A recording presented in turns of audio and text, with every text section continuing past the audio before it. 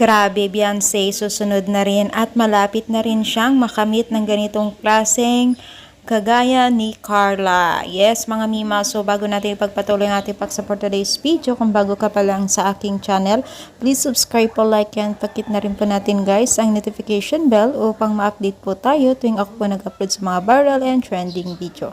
Alam niyo ba guys na napaka-viral po ngayon ang mga kaganapan dito sa Kalingap Angels, no? Habang tumatagal ay talagang mas lalo pang nakikilala ng mga netizens or mga karamihan sa mga Kalingap Angels, no? Gaya po nila Beyonce, no? So guys, maraming nag-aabang din na maging isang vlogger itong si Beyonce at makabilang din sa mga most beautiful.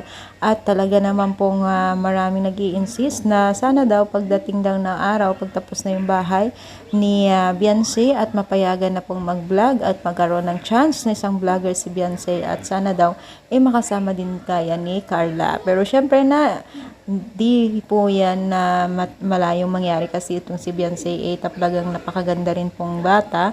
At kita po natin yung pagiging isang malakas na karisma nila, kagaya po ni Miss Ivana, 'di ba? So, marami talagang napakaswerte talaga itong mga Kalingap Angels, no?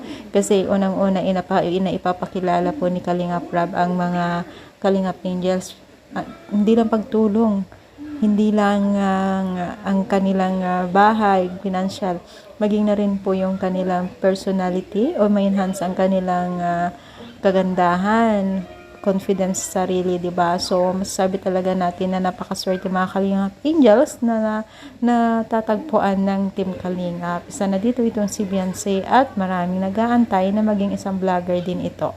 So, ano masasabi ninyo? Comment down, palike po ang ating video. Thank you so much, more power, and God bless all guys.